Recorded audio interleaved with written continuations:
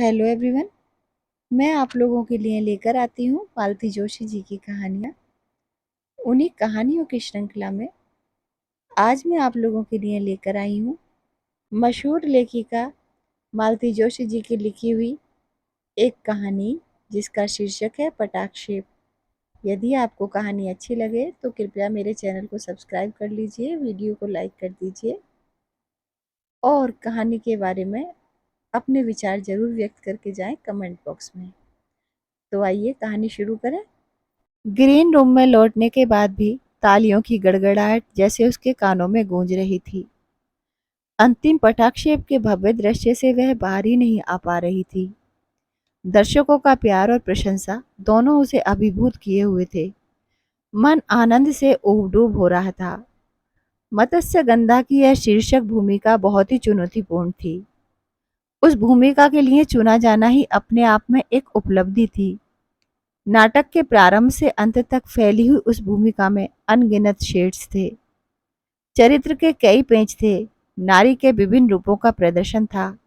मुग्धा किशोरी केवट कन्या, यौवन मदमाती महारानी, ममतामयी माँ और अंत में हताश निरुपाय राजमाता। इस चरित्र को निभाने के लिए असाधारण प्रतिभा की आवश्यकता होती है। मीरा ने आज साबित कर दिया कि उसके पास वह असाधारण अभिनय प्रतिभा है। उसके सामने कोई ऐरे गहरे नहीं, दिग्गज कलाकार थे। पाराशर के रूप में महेंद्र माथुर, शांतनु और सत्यव्रत के रूप में राजीव और रोहित सक्सेना, पर वह तीनों पर भारी पड़ गई थी। नाटक की भाषा में कहा जाए तो उसने तीनों की छुट्टी कर दी थी। ग्रीन रूम में बधाई देने वालों का तांता लगा हुआ था। वह हंस हंस कर सबकी बधाइयां स्वीकार कर रही थी। किसी के पैर छू रही थी, किसी के गले लग रही थी, पर उसकी आंखें ग्रीन रूम के दरवाजे पर टंगी थी। जिनके अभिनंदन की उसे खास प्रतीक्षा थी वे नजर नहीं आ रहे थे। शायद भीड़ चढ़ने का इंतजार कर रहे हों। तभी सुपर्णा ने उसे ठहूका दिया। राजमाता जी, अब जरा अपना गेटअप बदल लीजिए, दूल्हे मियाँ देखेंगे तो घबरा जाएंगे। अब उसे भान हुआ कि वह वृद्ध राजमाता बनी हुई है। इस रूप में अपने मंगेतर से मिलने का तो सवाल ही नहीं पैदा होता। उसने फौरन मेकअप रूम का रुख किया। जाते जाते सुपर्णा से कह गई, ए, वो आए तो थोड़ी देर के लिए बातों में बहलाए रखना, मैं अभी आई। हाँ भाई, बहला लेंगे, फुसला लेंगे, बाद में मत कहना मेरे मियाँ को चुरा लिया। मीरा ने फटाफट मुंह धोया, मेकअप उतारा। बालों की सफेदी तो शैम्पू के बाद ही जाएगी, पर जितनी झड़ सकती थी झाड़ दी।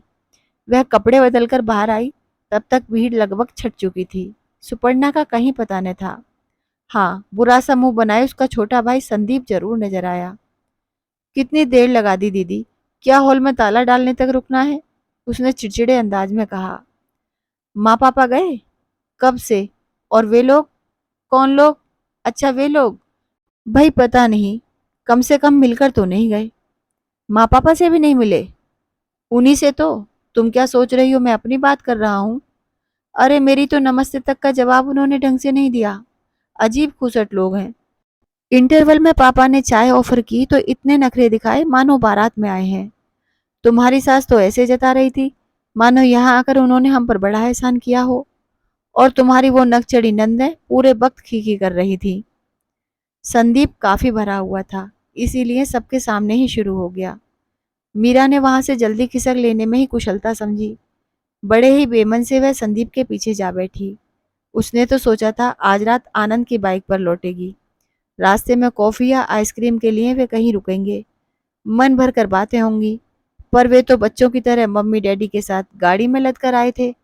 सारा रोमांस धरा रह गया।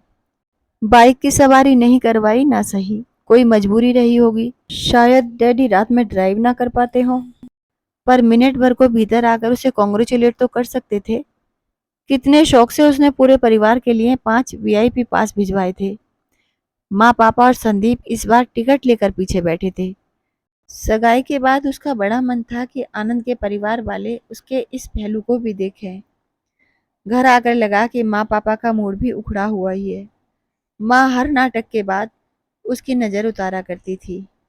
आज तो उसके अभिनय का, रूप का जादू सबके सिर चढ़कर बोला था, पर माँ को आज नज़र उतारने की याद ही न रही।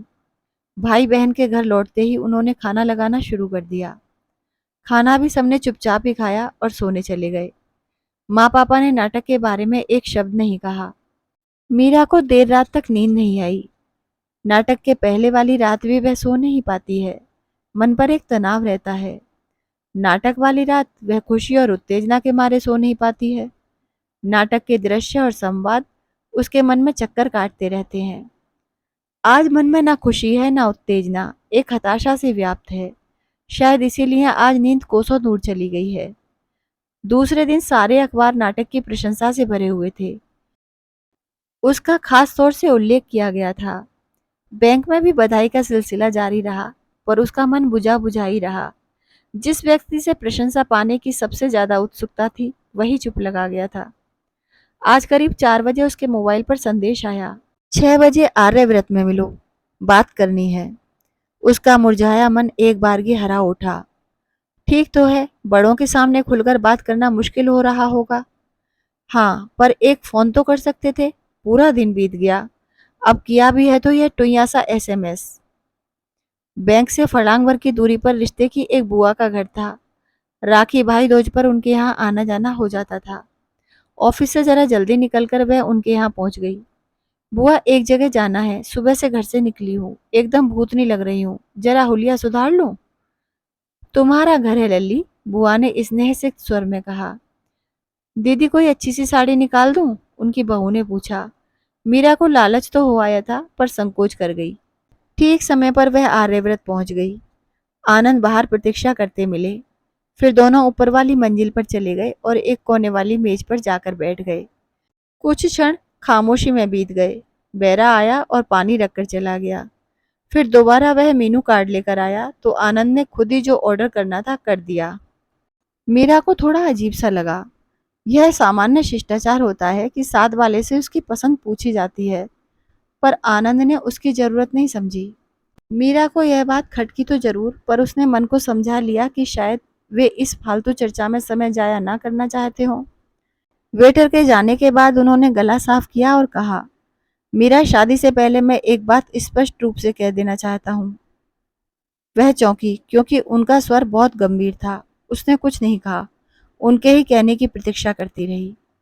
दरअसल हम लोग नहीं चाहते कि शादी के बाद तुम नाटकों में काम करो। हम लोग मतलब? हम लोग मतलब मम्मी डैडी, मैं और रीना नीना। उसने व्यंग्य से पूछा, पर उसके व्यंग्य को वे पकड़ नहीं पाए। पूर्ववत गंभीरता से बोले, उन लोगों की राय से कोई फर्क नहीं पड़ता, पर हम तीनों, मम्मी डैडी और मैं, नहीं चाहते कि तुम शादी के बाद नाटक करो। शादी के बाद तो नाटक वाटक वैसे ही कम होना है।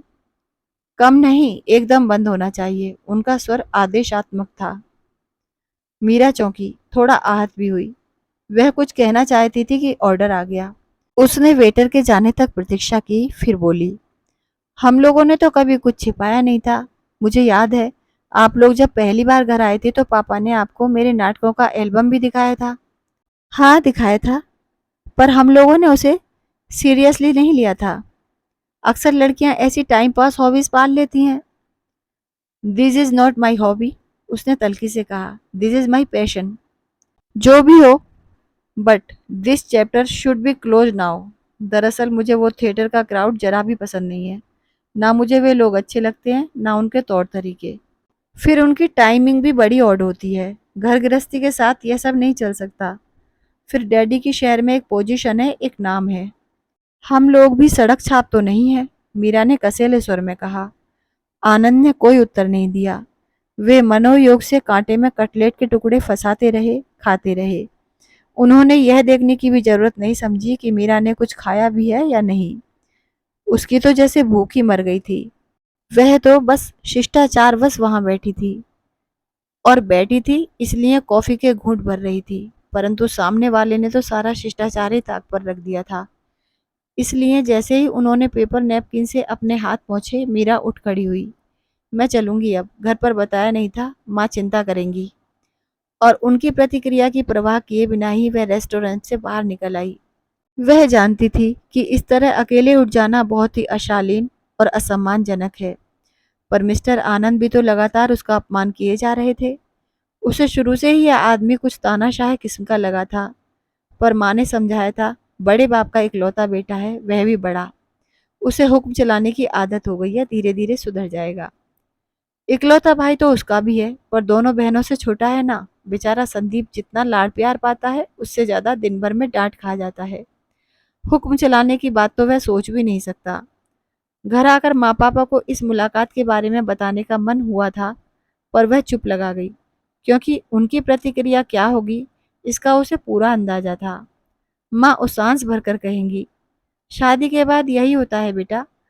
पता है, मैं इतना अच्छा गाती थी कि पूरी बिरादरी में मेरे नाम की धूम थी। स्कूल का कोई कार्यक्रम मेरे गीतों के बिना पूरा नहीं होता था, पर इस घर में आकर गुनगुनाना भी भूल गई हूँ मैं। संगीत विशारद हूँ मैं, पर गाने के बाद जब मेरा सामान के साथ मेरा तानपुरा भी आया तो तुम्हारी दादी ने उसे लौटाते हुए मेरे भाई से कहा कि यह गृहस्थी का घर है, कोठा नहीं। यहाँ सारंगी तबलों के लिए जगह नहीं है। मेरा दुर्भाग्य देखो, संगीत विशारद थी मैं और ऐसे घर में ब्याही गई जहाँ लोगों को सारंगी और तानपुरे में फर्क नहीं मालूम था। पापा दुखी मन से कहेंगे, बेटे तुम्हारी माँ का अपराधी हूँ मैं, इसीलिए प्रायश्चित स्वरूप मैंने अपनी बेटियों को पूरी आज़ादी दी। उन्होंने जो करना चाहा मैंने करने दिया, कोई रोक टोक नहीं की। पर ससुराल वालों की हामी तो मैं नहीं भर सकता ना। माँ पापा का यह संवाद मीरा की कल्पना से नहीं उपजा था। दीदी की शादी के बाद घर में यह नाटक हो चुका था।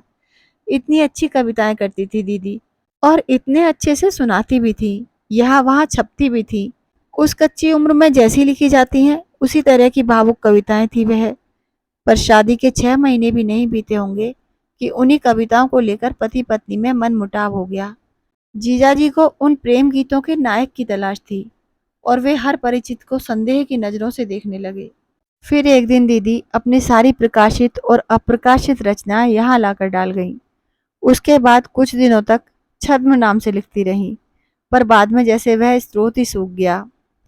अब दीदी अपने बच्चे पालती हैं और दूसरों के बच्चों को कोर्स की कविताएं पढ़ाती हैं। स्कूल घर से 7 किलोमीटर दूर है और सुबह शाम बस में धक्के खाते हुए आना जाना होता है। अगर कभी देर सवेर हो जाए और कोई सहयोगी घर तक छोड़ने आ जाए तो जीजाजी के मन में संशय के नाग फन उठाकर खड़े हो जाते हैं। कभी कभी रो पड़ती हैं दीदी, इस नरक से तंग आ गई हूँ रे। माँ पापा को दुखी नहीं करना चाहती, नहीं तो कब से अपना बोरिया बिस्तर उठाकर यहाँ चली आती। माँ पापा को दुखी तो मीरा भी नहीं करना चाहती, पर वह अपनी जिंदगी को नरक भी नहीं बनने देगी। वह अपने ढंग से निपटेगी। लंच टाइम में मीरा ने वह नंबर घुमाया। क्या बात है, मैं जरा मीटिंग में हूँ, बस 1 मिनट लूंगी, एक जरूरी बात पूछनी थी। कौन सी? शादी की तारीख क्या तय हो रही है, बता सकेंगे? शायद 25 फरवरी या उसके आसपास। तारीख जानना इतना जरूरी क्यों हो गया? वो हमारे यहाँ 3 महीने का नोटिस देना पड़ता है ना। नोटिस? वो किस लिए? रेजिग्नेशन के लिए। अच्छा thanks, carry on your meeting, bye. बस इसके बाद उसने अपना मोबाइल साइलेंट पर करके पर्स में डाल दिया। वह जानती थी कि मीटिंग के बाद ही सही उनका फोन जरूर आएगा, और क्या पता मीटिंग थी भी कि नहीं, या कि उस पर रोप डालने के लिए ऐसा कहा गया था। शाम को जैसे ही गेट से बाहर निकली उनसे सामना हो गया। अरे आप, चलो चलकर कहीं बैठते हैं। घर में कहकर नहीं आई हूँ, देर हो जाती है तो माँ चिंता करने लगती हैं। कल भी देर से पहुंची थी। मेरा नाम बता दिया करो, कोई कुछ नहीं कहेगा। उनके स्वर में दंभ था। ठीक है, पर आज होटल वोटल नहीं चलेंगे, बड़ी घुटन होती है। कहीं किसी पार्क में चलते हैं। पार्क में भाग्य से एक पत्थर की बेंच खाली मिल गई। वहां बैठते ही उन्होंने पूछा, ये रेजिग्नेशन का भूत तुम पर कहाँ से सवार हो गया? भूत क्यों, यह तो मेरी बहुत पुरानी प्लानिंग थी। नौकरी तो मैं यूं ही शौकिया टाइम पास के लिए कर रही थी। शादी के बाद नौकरी करने का तो कतई इरादा नहीं था। इस बात का तुमने कभी जिक्र नहीं किया। सभी बातें पहले से बताना संभव कहाँ होता है।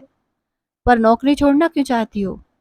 दरअसल मुझे दो नावों पर पैर रखकर चलना नहीं आता है। आसपास की नौकरी पेशा महिलाओं को देखती हूँ तो बड़ी दया आती है।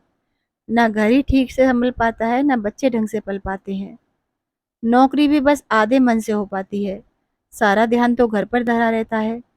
अपनी दीदी को देखती हूँ कि कितनी परेशान है। घर बिखरा पड़ा रहता है, बच्चे बेचारे से घूमते रहते हैं। तुम्हारी दीदी अकेली हैं इसलिए परेशान है। अपने यहाँ तुम्हें किसी भी बात की चिंता करने की ज़रूरत नहीं है। घर और बच्चे सब मम्मी पर छोड़ दो। She is very competent. यह भी कोई बात हुई? बेचारी अभी अभी तो अपने बच्चों से फारिग हुई हैं, अब बच्चों के बच्चे पालेंगी। आखिर उन्हें भी तो कभी आराम चाहिए। बहू के रहते भी वे खटती रहें तो क्या मतलब हुआ? देखो, इस देश में 70% औरतें नौकरी करती हैं और उन सबकी गृहस्थी ठीक ठाक चलती है। तुम्हारी भी चलेगी। मैं कोई नौकरी के लिए मना थोड़े ही कर रही हूँ। जरूरत हो तो जरूर करना चाहिए। जिस दिन मुझे लगेगा कि मेरी कमाई के बिना गृहस्थी की गाड़ी नहीं चल सकती, मैं भी कोई जॉब ले लूंगी। पर इस समय बहुत ऊब गई हूँ और नौकरी छोड़ने के लिए शादी से अच्छा कोई बहाना हो नहीं सकता। आप तो जानते हैं बैंक की नौकरी कितनी जानलेवा होती है। 20 कस्टमर्स से रोज पाला पड़ता है। वे कैसे भी हों, उनसे नम्रता से पेश आना पड़ता है। कलीग्स अच्छे बुरे जैसे भी हों, उनसे दोस्ती रखनी पड़ती है।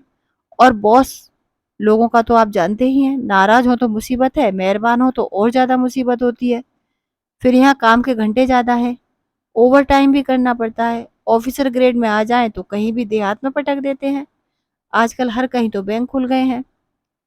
ऑफिसर ग्रेड लेने की जरूरत क्या है? प्रमोशन नकारा भी तो जा सकता है। वाह, प्रमोशन क्यों नकार दूं? उसके लिए मेहनत करनी पड़ती है, पढ़ाई करनी पड़ती है, परीक्षा देनी पड़ती है। वह सब व्यर्थ कर दूं? वह बोलती जा रही थी और आनंद के चेहरे पर एक के बाद एक रंग आता जा रहा था। 2 दिन पहले नाटक को लेकर जिन बातों पर उन्होंने ऐतराज किया था, मीरा ने आज नौकरी के साथ भी वही सब बातें गिनाकर उन्हें निरुत्तर कर दिया था। वे भीतर ही भीतर कसमसा कर रह गए थे। वे उल्टी सीधी दलीलें दे रहे थे, पर उनमें यह स्वीकार करने का साहस नहीं था कि मीरा के रूप गुण के साथ उसकी मोटी तनख्वाह भी उन लोगों को भा गई थी। इसीलिए नौकरी छोड़ने की कल्पना मात्र से वे विचलित हो गए थे। मीरा ने जब इस लुका छुपी के खेल का भरपूर मजा ले लिया तो वह उठ खड़ी हुई। अब चलें, बहुत देर हो गई है। रात के भोजन के बाद वह माँ के साथ टेबल समेट रही थी कि फोन की घंटी बजी। पापा शायद हॉल में ही थे। फोन उन्होंने ही उठाया। 5-7 मिनट बात करने के बाद फोन रखकर वे भीतर आए। आज तुम आनंद के साथ घूमने गई थी? पार्क में गई थी। जहां भी गई हो, क्या बातें हुई? आप क्या पागल हो गए हैं? माँ झल्लाई। बच्चों से ऐसे सवाल किए जाते हैं, कुछ भी पूछ लेते हैं। देखो, मैं इतना बेवकूफ नहीं हूँ, पापा गुर्राए। अभी अभी समधी जी का फोन आया था, पूछ रहे थे कि क्या आपकी बेटी शादी के बाद नौकरी छोड़ रही है। मैंने कहा मुझे पता नहीं है, पूछकर बताता हूँ। So baby, what is the big idea? पापा, अगर मैं इस शादी से इनकार कर दूं तो आपको बुरा लगेगा, खुशी भी नहीं होगी। पर क्या इनकार की वजह जान सकता हूँ? उन्होंने नाटक के लिए मना किया होगा। उनका रुख देखकर मैं उसी दिन समझ गई थी। उन्होंने नाटक के लिए मना किया, यह उतना महत्वपूर्ण नहीं है माँ, पर जिस तरह से मना किया वह बहुत अपमानजनक है। नाटक मुझे अच्छा लगता है, पर उससे ज्यादा मुझे मेरा आत्मसम्मान प्रिय है। तानाशाही और हिपोक्रेसी, मैं इन दोनों बातों से नफरत करती हूँ। और इस इंसान में ये दोनों चीजें कूट कूट कर भरी हुई हैं। 21वीं सदी में वह 16वीं सदी का प्राणी बना हुआ है।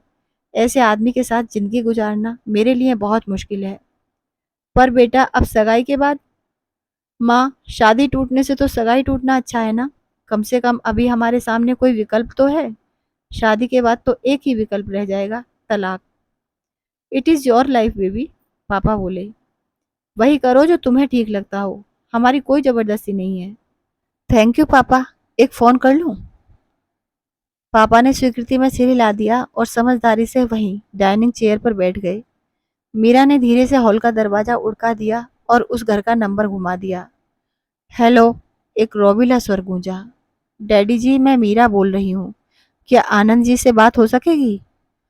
उन्होंने अपनी बुलंद आवाज में बेटे को हाँक लगाई। मिनट भर बाद ही आनंद की खींच भरी फुसफुसाहट सुनाई दी। इस नंबर पर क्यों फोन किया? क्या मेरा सेल नंबर याद नहीं है? क्या फर्क पड़ता है? वैसे भी तो आप हर बात अपने डैडी से शेयर करते ही हैं। फोन क्यों किया था? एक बात कहनी थी। फिलहाल मैंने नौकरी छोड़ने का इरादा त्याग दिया है। That's good. पहले पूरी बात सुन लीजिए, दाद बाद में दीजिएगा। मैंने यह कहने के लिए फोन किया है कि ना मैं नौकरी छोड़ रही हूँ, ना नाटक से मुंह मोड़ रही हूँ। हाँ, पर यह सगाई जरूर तोड़ रही हूँ। Good bye. अभी आप सुन रहे थे मालती जोशी जी की लिखी हुई कहानी पटाक्षेप। आप सभी ने मुझको अपना कीमती वक्त दिया, उसके लिए मैं आप सभी की दिल से आभारी हूँ। आप सभी का बहुत बहुत धन्यवाद। मैं फिर मिलूंगी आपको मालती जोशी जी की ही एक अन्य रोचक कहानी के साथ।